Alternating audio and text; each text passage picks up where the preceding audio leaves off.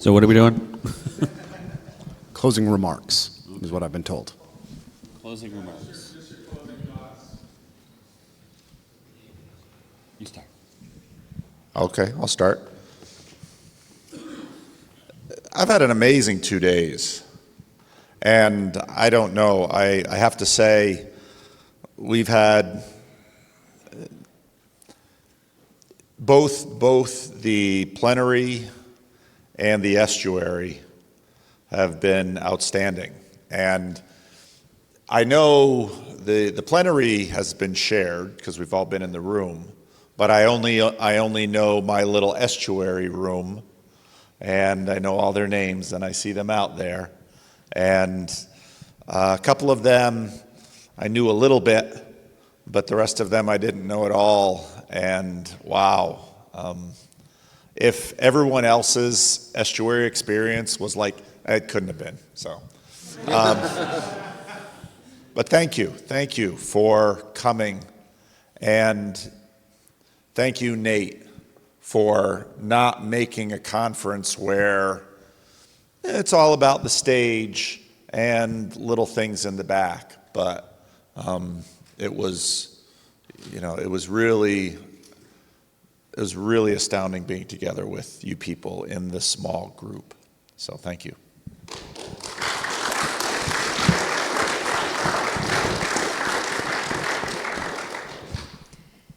Yeah, it's been an amazing 2 days.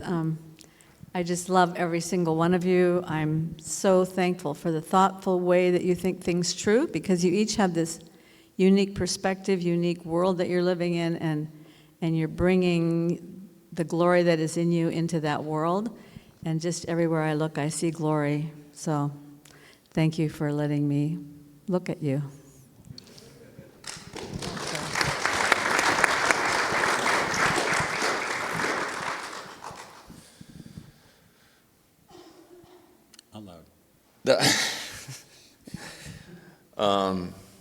Yeah, thank you all. I was just thinking of like how astonishing and how beautiful it was that there was so much willingness to bravely be very vulnerable.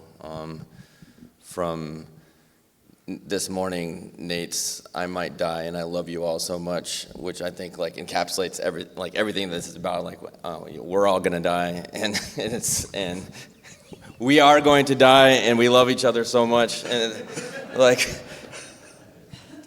to Rafe, like, and his wife, your wife, it was like a miracle, and also like that capacity to be that way is like must be there, It's like it was so, here we showed up and it happened, and that was amazing. So and then the estuary groups is like on every. I'll say the word fractal because that's the, like on every level. You guys like that word around here. Yeah, it was amazing. Thank you all so much.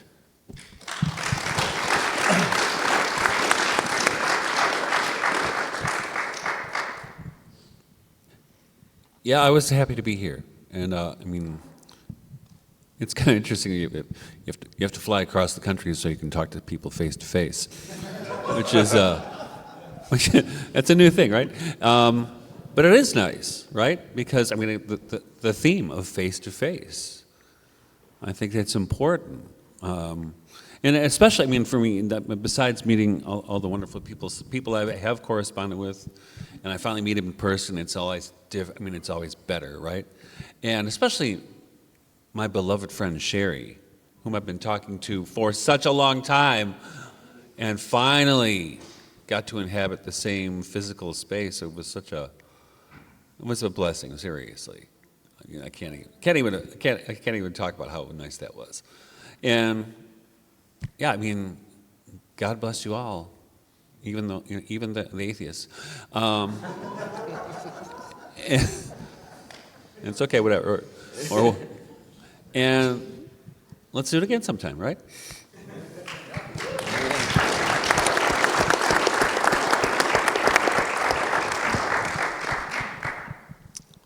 Somehow I find myself at the end of this.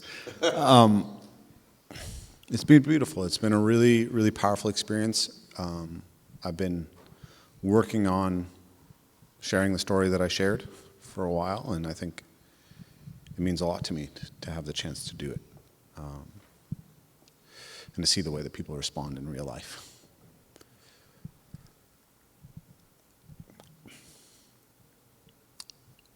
I was in marital therapy with my wife, which we're still doing, even though things are really, really good. And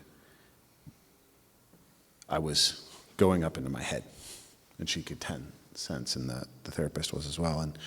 And she asked me to come down into my body with her, and she grabbed my hand, and I started crying immediately. And I think so much about this idea of, can we get it back down in the body? Can we remember that the solutions have to begin here? Right? It's so easy to spend all of our time abstracting and thinking about philosophy and politics and all these things, but it's like, can you just be good to yourself? Can you just be good to your wife? Can you be good to your kids? Can you be good to the people around you? And that's what I've been thinking about and talking to people about this whole weekend, is like, how do men and women get along?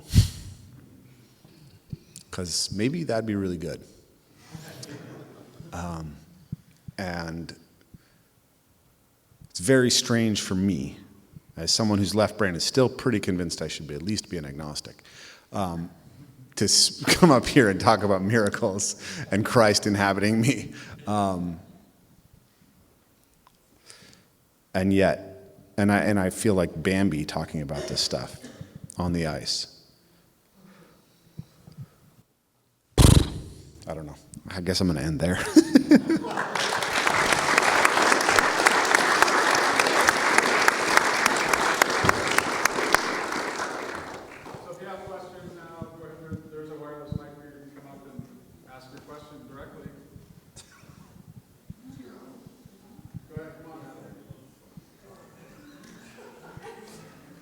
I don't want to hear anything about Fountain of Comfort. That was not me.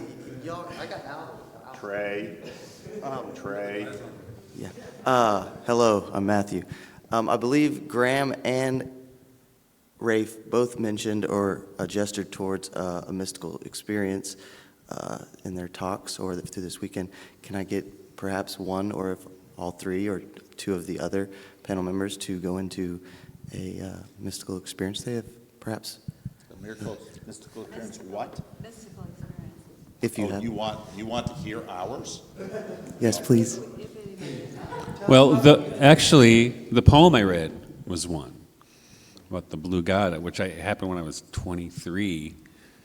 And speaking of John Vervaeke, when he dropped his Hermes vision thing a few months ago, and he was getting all this pushback, that's when I reached out to him and said, John, we have to talk about my podcast.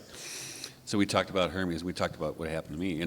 And the thing is, and actually one of the things I talked about with John is how those things, and I think this is true, come clothed in not a language we know, but a language we can at least relate to.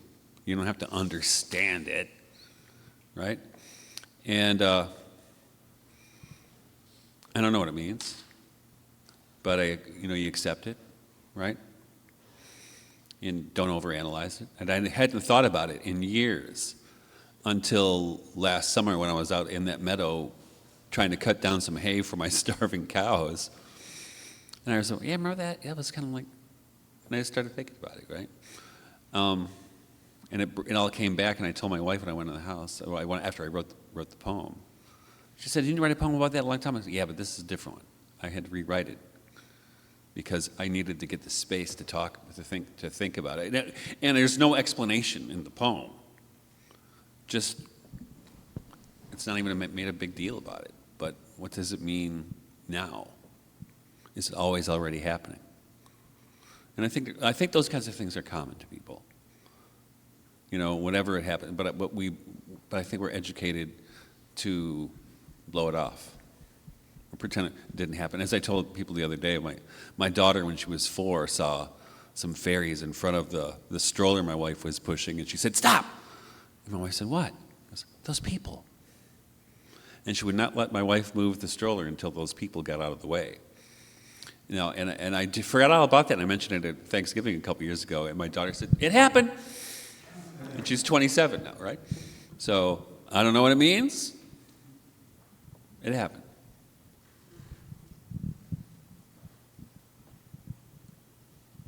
I haven't seen any fairies, although I would love to. When I was a little girl, I used to take acorn caps and fill them with honey and put them in a little shell and put them out under the trees for the fairies to eat.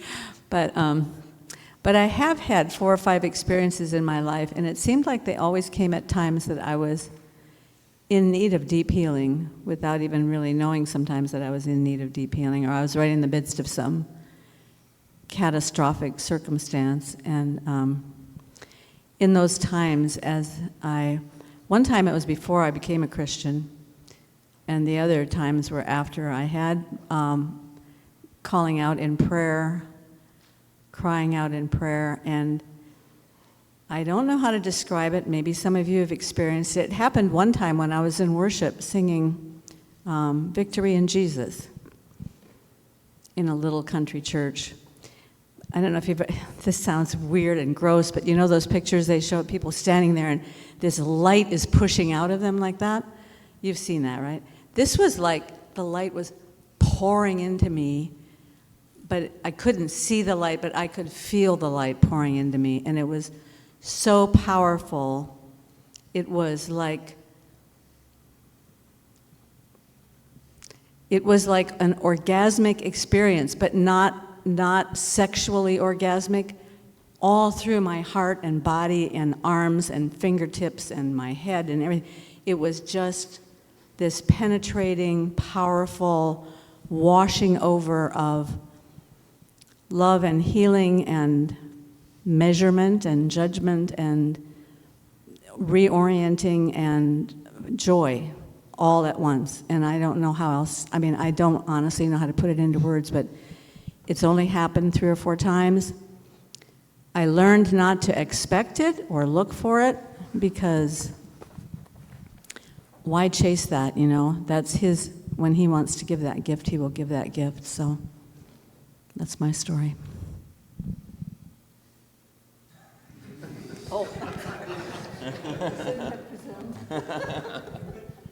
When I have another, if you're looking for a different thing, so this actually was pretty amazing. So in the early 2000s, I can't remember which year it was, but the relics of Saint Therese of Lisieux were coming to Detroit to the shrine of the Little Flower, which was 2 miles away from my house. And I really wanted to go before I went to work as a Waldorf teacher to see them, because they were bringing them like 5 in the morning.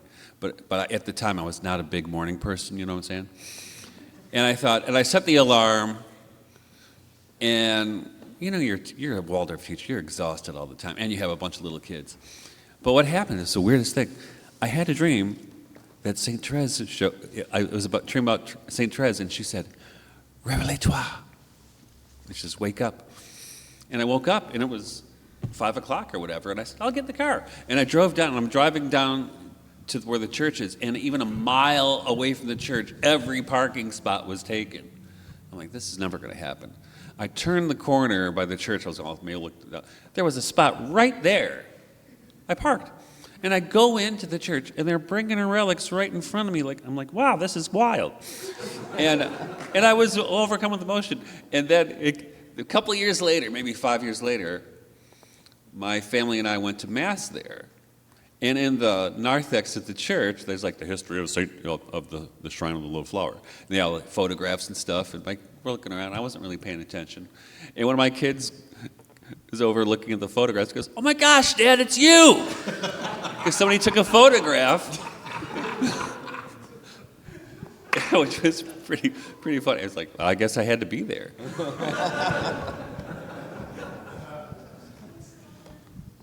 So this is a Christian Reformed church, and I'm a Calvinist. And y'all, I don't know why you still think you're running your own shows. I'll just say that. That story proved it.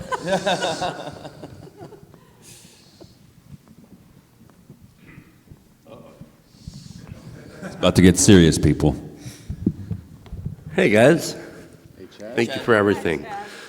I was just wondering for the folks who the Estuary protocol was new for, what's your kind of takeaway from that? And is that something that you think might be a tool that we could use moving forward where we go and the places that we live?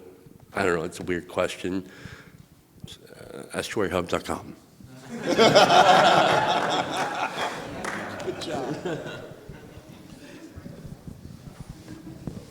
It was totally new for me. And after the first session, I went to Paul. I said, "Thank you so much for this estuary concept." It's like Group 7 forever. It's astonishing, and I mean, like there is this capacity in human beings to still themselves and listen deeply to other human beings. It's there, and all it takes is a small bit of structure and a little bit of space, and it's like amazing. Just like you give a little bit, and then poof, it happens. And it was very moving to me, and I'm like super thrilled that actually one of the Group 7 guys, like, hey, we live in the same state. In fact, very close to the same city. Like, wow, I'm going to join you guys and keep doing this. But I'm also thinking about like how can this, so it's so easy in a way, so accessible, available. You know, that's part of this. It's something that reality affords to us. It's an affordance of reality that like these conversations can just happen. So in what other kinds of contexts can this sort of thing be allowed to come forth? I'm thinking about that a lot now. I was in Group 6, and I just want to know, who is that group next to us with doing all the laughing? That was 7? Okay. Because you guys they were having so much fun over there. We were. That is correct. We were having fun too, but you guys were. I thought Bill Murray was in your group, you know what I'm saying? This was my first time at Estuary. It's definitely a thing that I crave, to just sit and have deep intellectual conversations. I used to get together with a group of friends in Seattle. We called it Drinks and Geekery. We were all united because we were involved in the movement industry, and we almost never talked about movement. It was always philosophy and politics and everything else. Because there's just a need to communicate and a need to do it in flesh space. It's really interesting for me to talk to certain people here because I've talked to them quite a bit. Or, you know, like Karen and I, we've only had one conversation, but it's an hour and a half, right? That's a long conversation. And then we're on a panel. But a panel in Zoom space is not a conversation in reality. It's really interesting to watch how much more capable we are of moving through a conversation with 7, 8 people when we can just see them in our peripheral vision. So yeah, that was fun. It was really interesting. I like the protocol. I think there could be some more movement.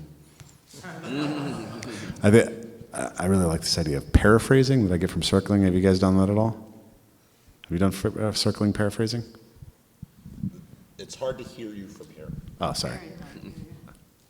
Is it hard to hear me in the audience? Oh yeah. Paraphrasing, have you done it? No. No. I'll talk. It's great. So yeah, it was an amazing experience. But really, that's kind of like small groups, Rafe. When I've listened to the circling protocol, it doesn't sound that much different than a small group in a home, does it? The circling? The circling. I Yeah. haven't done the circling. But you've heard that guy talk about it. Guy Sangstock? Yep, I have. Yeah. Aaron, where's Aaron? He left. Aaron's done both, and he actually put that together in a nice analysis in our group about cool. the difference. So Yeah. interesting. So I've done lots of circling kinds of things, or circle sitting through my own events. But it was really interesting. It was really interesting to watch the way the conversation played out over that many, like 6 hours with one group. And what was really interesting was how often the topic proposed or the topic that was accepted would sort of drift towards another topic that had been proposed and not accepted, and how the conversation sort of asserts itself and moves in its own directions. Yeah, I liked it a lot.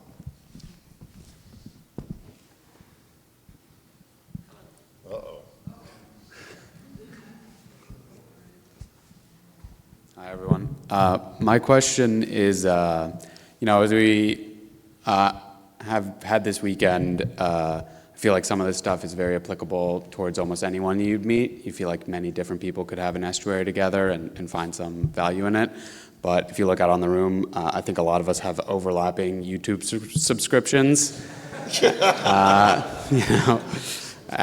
Underscore Jordan Peterson clips. And so my question is, what out of this weekend do you think is particular to types of people and shared in commonality and specific to a certain variety of person, and what is more like universal and like desire to spread to many people or share with all different sorts of people?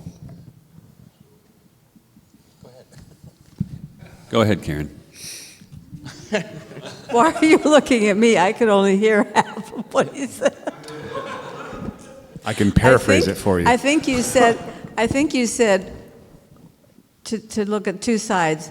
Some of what happened here would be applicable basically to the people that have self-selected to come here, and some of it would be applicable to anybody as we move out into the world. Did I get that right? Yeah. Okay.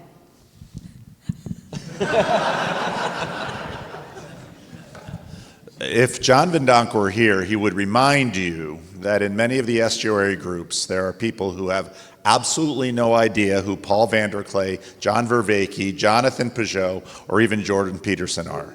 That is common. In our group, we did go into this quite a bit in terms of, there is self-selection in this room, and many times I said, this group is full of thoroughbreds. When Justin Wells came to the first German festival, it was torrentially raining. The place looked like a refugee camp. People were trying to camp, and all people wanted to do was talk. And they got there and they talk, and Justin Wells said, these people are just primed. And that's you all too. Estuary is designed to be something that a wide variety of people can do. And in my church, for example, sometimes Ray will bring up a topic that is online and actually it's Dr. James that does it far more than you, Ray. Ray's topics are far more unique. But the TLC topics don't often go very far in my local estuary group because most of the people, they know me in person, but they don't have any idea or any interest in the kind of things I do online, including the pastor of this church. When he saw me, he said, now I've listened to some of your videos and they're all just kind of up here. And that's right.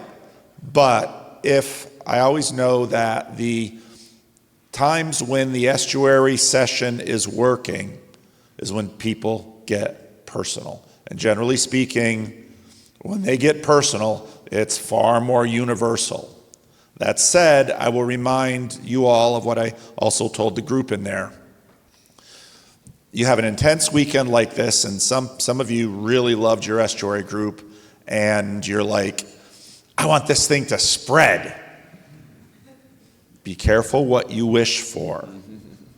Because some of you, if you think about whoever you're fangirling over, it could be Jordan Peterson or some Orthodox monk somewhere in Mount Athos, or maybe someone who does Roman Catholic house church. The thing you would like most about these people would be, wouldn't it be great to sit in a room with only like 2 or 3 or 4 people and have an in-depth conversation where I can know and be known? If your estuary is 4 or 5 people and you walk out of there feeling you've been seen, you've been heard, you have shared life, praise God, your group is small. Our group didn't go into the thinky-talky or the Jordan Peterson or the TLC, thankfully, except for one time we tried to figure out how we could make this thing scale a little bit. But I think the thing that made our group unique was that we had a married couple in there, which was, like, that's so amazing. Those of you folks who came here as a married couple, wow. I think that's so great that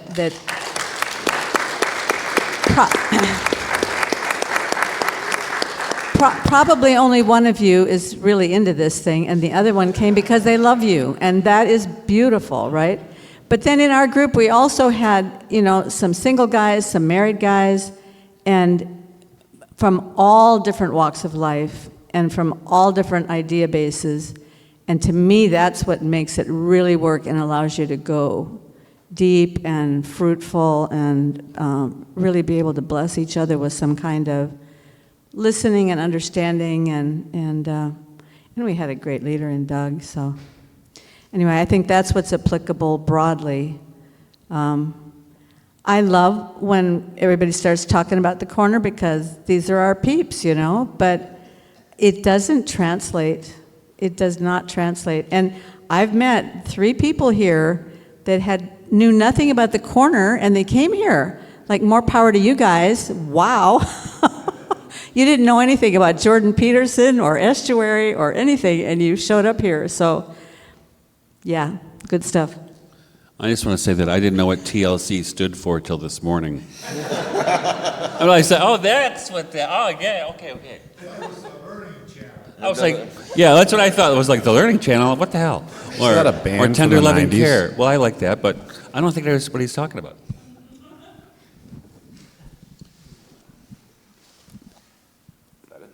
I think, so when we did our first round of Estuary, and we were asked, like, what is the topic you want to put on the table? The first topic that popped into my mind was the connection between ecological psychology and metaphysical realism. What? I've been thinking about it a lot, but I was like, nah, let's not do that. And yeah, of course, it got really personal, and it was great. And we've seen this through the events. Really, for me, it goes back. I'm a pretty intellectual person. I collect a lot of facts and figures and things in my life. And when I started teaching, I would try to reinforce the lessons through, like, statistics and studies that I'd done. And you could just see that it kind of washes over people. And then I started to share personal stories from my life, and all of a sudden people's eyes start shining at you, and you're like, okay, well, that's interesting. That's actually what got me interested in Jordan Peterson, was like, what the hell is happening? How do I get better at it? And what we've discovered over years of teaching the events is that I think that we live in a culture that is both extremely excessively socialized and incredibly deeply starved of intimacy. And so this is an invitation to intimacy. And that's something that does translate to every single person. There's nobody who doesn't want to be known. There's nobody who doesn't want to be listened to deeply. And they may not have any clever ideas about metaphysical realism or affordances and constraints, but they have a life. They have pain, and they have joy. And they're desperate to have someone who can hear it. And almost always, if they can be heard, they're going to want to hear too. And that, I think, is the most scalable thing and probably the biggest missing quantity in the modern world.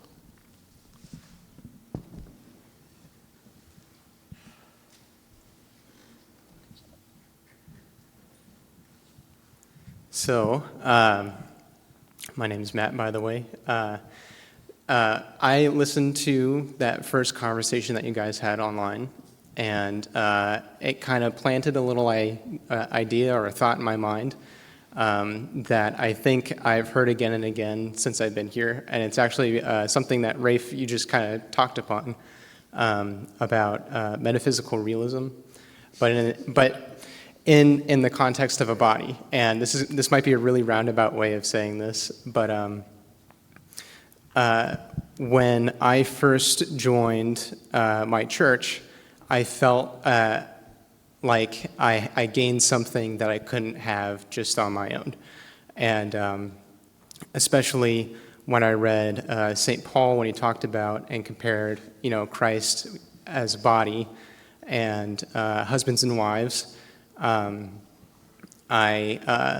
realized, I have people here who are my eyes, or people here who are being my ears or my tongue.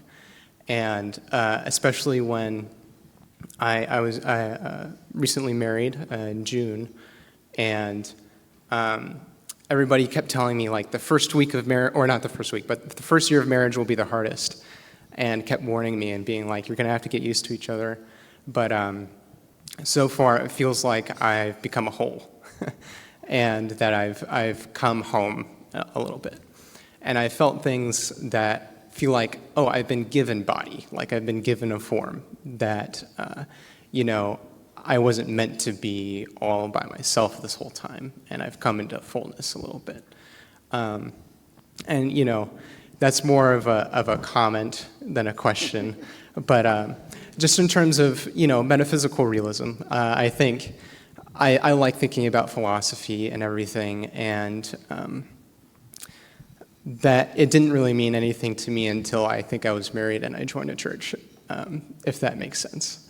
And I just want to kind of open that up in general, even though, Rafe, you're kind of the one who made me think of that, listening to you on that podcast. But I don't know, do you all have any thoughts on that? And in terms of bodies, which I like to think about, and outside of like flesh and bones and things like that, what do you think that we need in terms of bodies? Well, I have written a lot about this question. I've written a lot about marriage, and my wife keeps saying, "What do you know about this topic?" And Paul will back me up here. The first year of our marriage was, it wasn't. There were a lot of good parts and bad parts, but people ask me what marriage is like. I said, well, the first 25 years are the hardest. And but there's something. But I think, for me. And we were talking about this on our estuary, I think, at one point.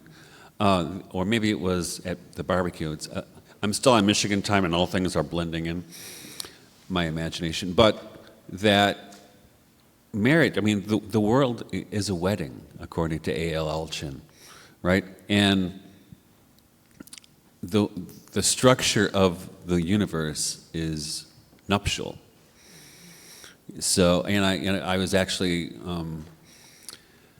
I think still one of the remnants of a greater age, I think, that we still maintain in our culture is at a wedding when the bride walks into the room, everyone stands up, which is, but I talk about metaphysical realism, right?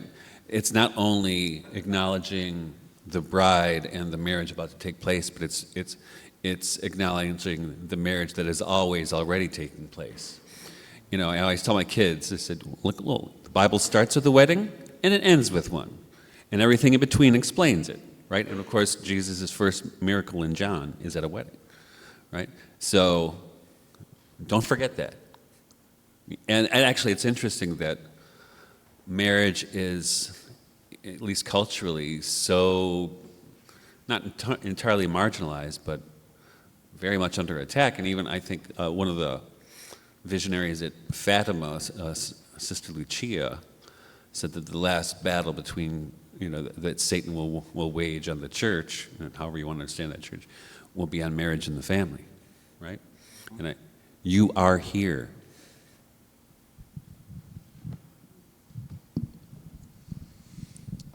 When Jesus said, "A new commandment I give you," he didn't say, "Drown Tiberius in the Mediterranean." He said, "A new commandment I give you, that you love one another." And one of the things that we talked about in our little group, our little estuary group, I guess I've been doing ministry 34 years now. And I've been doing ministry with Haitians, with middle-class people, with homeless people with almost every conceivable problem you can imagine.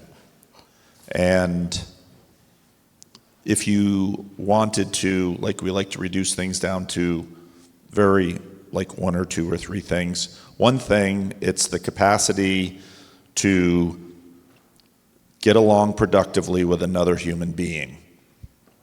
And that is marriage. And I talked in our group, and I mentioned it here on stage, I believe, that I think any kind of productive community has to have an element of the involuntary to it. And that is exactly what marriage is. Someone asked a question about, I often get questions about, well, my church is blah, blah, blah, blah, blah, and should I stay or should I go, and what kind of church should I look for, all of those things. And I always remind them, you can shop churches, but after you're married, shopping spouses, not so good. Marriage is a joy. It is a picture of the union between Christ and his church. It is an image of the union between heaven and earth. It just keeps scaling along. But it is also a discipline. And if you can learn to do that, you can learn a whole lot more in life. And even if you don't know what metaphysical realism is, again, part of, Chad the other morning, if there's one video that I think I've heard most people say, wow, this video that Paul made was really important. It was the video about how so often it is the unsophisticated Christians that outshine those of us who know terms like metaphysical realism. Because you see them, because they know how to love their spouses, they know how to love their children, they know how to love their neighbors as they love themselves. And Christianity in many ways is just that basic. And for many people, if in fact you are fortunate enough to have another human being do the absolutely crazy thing of saying, I will stick with you until death do us part, you are entering something that if you submit to it, can teach you the world.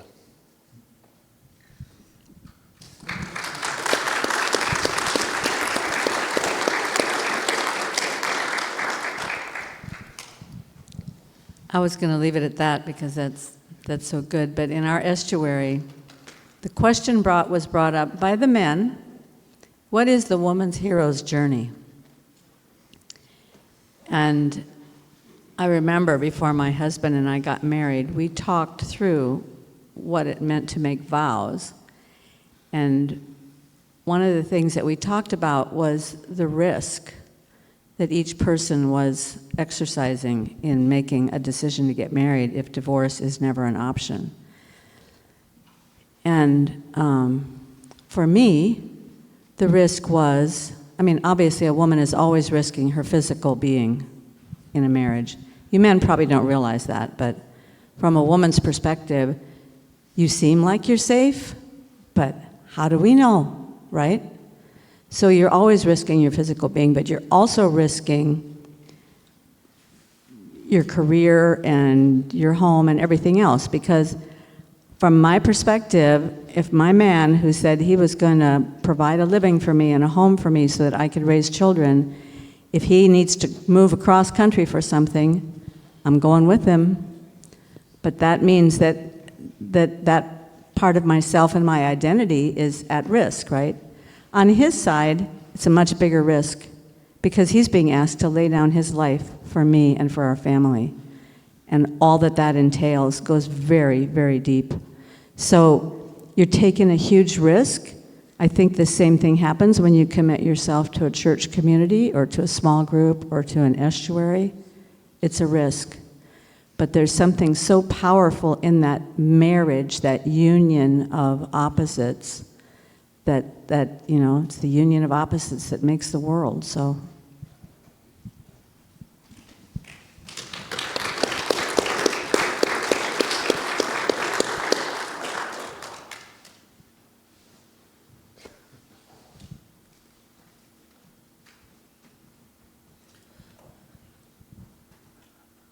My question is basically what themes came out of your small estuary groups? Because I have a feeling that we were all talking about very similar things. And we had a lot of talking about suffering. We were the burdens that we carry in this life. And there was a lot of vulnerability at this conference, which is not like the other estuary conference I have been to. And I do want estuary to spread, but I want it to be small. Because out of estuary, I got a best friend. And that man has held me while I cried on his shoulder. And I think that's something worth spreading. And I'm really grateful that this thing exists, and I would really love to hear what sort of themes came out of your small groups.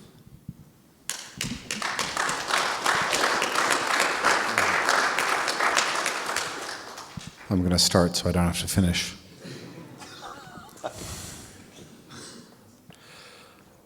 There's lots of themes, of course. I think I said that the theme that was sort of animating me was this question of how men and women treat each other well. What Karen just brought up about the risk that a woman takes when she puts herself with a man is that the man himself is a danger to her. And are men truly aware and ready to be responsible for that? But I think that the thing that I'm leaving with, or it all maybe weaves around this, is the one woman in our group asked, if Mary had known how it would end, would she have been willing to bear Jesus?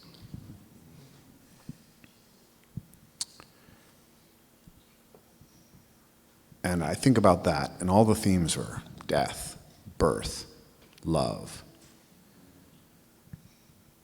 how we come back together as a society and thrive.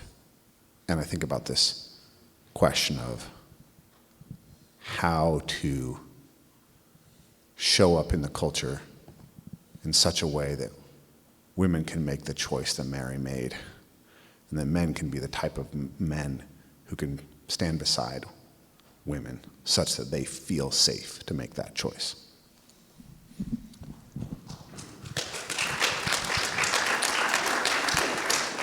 Well, it wasn't a big deal. We just talked about birth and death and heaviness and, you know, how dark this estuary was compared to other ones.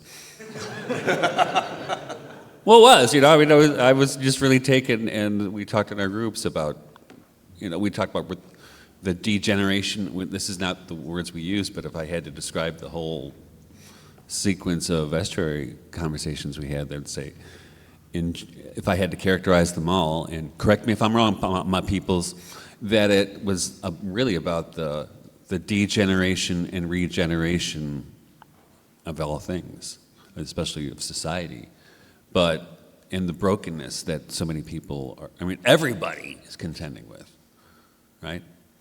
It was interesting, because the last estuary I went to was a year and a half ago in D.C., and I don't remember it being so darn heavy. You know, I was like, whoa, this is heavy, man. It was beautiful, though. I mean, it's beautiful because, I mean, you know, I always tell students when I teach philosophy, philosophy is really just dumb. I mean, it's really just asking really dumb questions. But you realize they're not so dumb after all when you try to answer them, you know. And that's what we were doing. I mean, and I would not call what we were doing philosophy, though I would call it a pursuit of wisdom.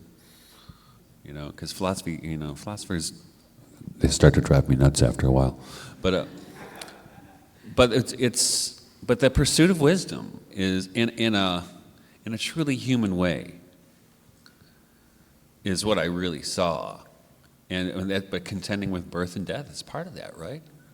The things that we in our culture outsource for the most part, you know, and how even at death, I mean, very often at death, you don't get to see a whole lot of death. I mean, up close, see it on TV, or you see those drive-bys where people throw a stuffed animal out the window of their car. They hope it lands where the person had an accident, or in front of the house where there was a fire.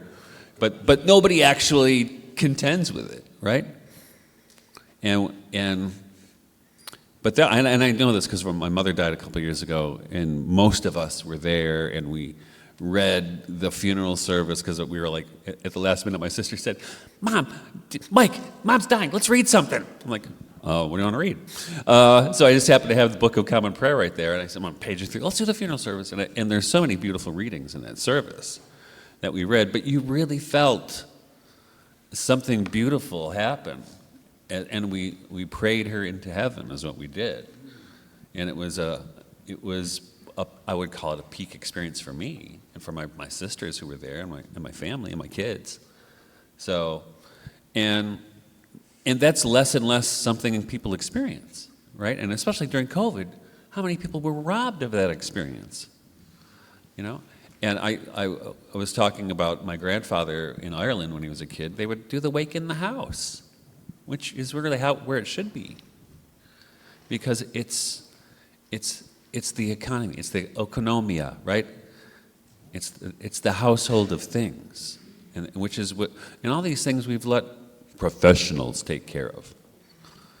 Even birth, so we had most of our kids at home with a midwife, which is also a really sacred experience, as long as nothing goes wrong. And even if something goes wrong, which happened once, it's likewise sacred. But we rob ourselves of those experiences. And so that's kind of stuff we were talking about, death and, life, death, whatever. And stuff like that. Yeah. I think we kept coming back to more in one way. We were sitting down in our Estuary group. We were very funny, but we were also very emotionally raw and full of deep feeling. We kept coming back to the question of home in one way or another. That's where it started, and I think it kept coming back there. I'm building a house very slowly, with my own hands, a timber frame house, and meanwhile, me and my family are living in the basement of someone else's house, and it sucks, I know it's great, it's wonderful, thank you, but it's like, I'm 41, and like, what happened to get to this point where I'm still not able to give a home to my family, and I'm building it, so I have a home that I can't live in yet. And another person in our group was in the process of buying his first home, after many, many years, and got a phone call pertaining to that, or like, what's the news? And it's like, it's not happening yet, and it's like, so this feeling of there is a home there, and like, but we can't be there yet, and that became this like deeply felt metaphor for, like our Estuary group was, I think, for this fleeting moment, a home for us. It felt that way, and I'm seeing nodding heads, like you all felt that way in your groups, like this is home for now, and then it's done, it's over. We're in these last like really dragging on moments where we're like, it's going on and on. It's like it's over, man. Like and like it's gone, and like we just gotta like make it over this last couple of minutes. We've been talking. The thing that was happening, like it's been over, and now this is like this is the mopping up thing after mopping up the beautiful carnage of like being raw with each other, and so it is over, and in 10 years we'll look back at this thing that happened, and like more than that, it's not happening anymore, and we'll move on. And there was in our group, through the window, we had this really big window. It was nice, and there was this beautiful bush outside the window that we came to love, and it's like right. It was like, you know, and posing this question of like, God, this bush that we love is like, will pass away, you know, and give way to something else. And like, there's all these beautiful blades of grass, but they're, you know, it's all ephemeral, and like, we want to hang on to that, but you can't hang on to it. And like, you know, this like Buddhist idea that everything's passing away, you know, like, that sucks, you know, that's not satisfying, you know. And then Nate said exactly like the thing that we were trying to say, like everything good God will remember. Like, yes, we want that.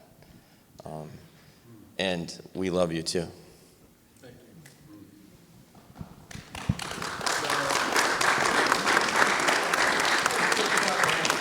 you. I'm sorry that the trains don't run on time in a Christian anarchist organized conference, but we are about 15 minutes past our time. So this will be the last question. And this question is for Paul. Paul, at the Chino conference, you talked about on stage, you talked about TLC stealing the culture, and John Verwicki had that delightful, like, surprised, astonished, why didn't I think of that reaction to that? And I just wanted to ask you, what part of that vision do you think Estuary plays? So.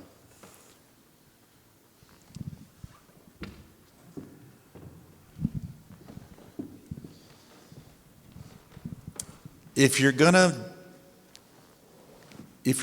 commit a theft, do you tell the person you're robbing you're going to do it?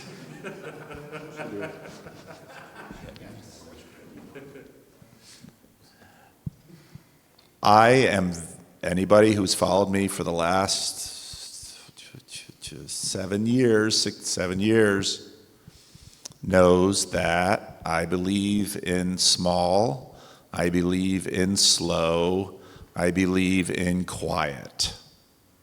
And if you're going to steal the culture, don't tell the culture you're stealing. Just do it quietly and slowly, and in a way that they will thank you after they realize you've sacked their miserable home.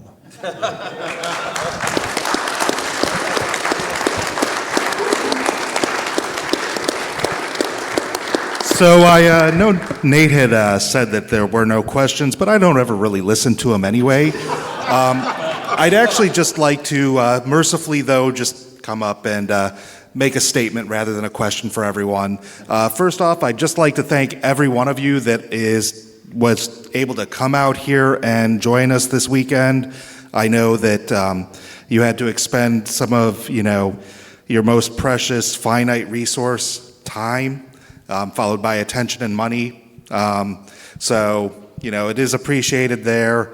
I know that Nate was really looking forward to getting everyone out here to have these estuary conversations. So I think mission accomplished there. Thank you all for specifically agreeing to come and speak here for him. Couldn't do it without you guys. And to Paul especially, thank you for cultivating the kind of space where these sort of things can grow, even if not intentionally.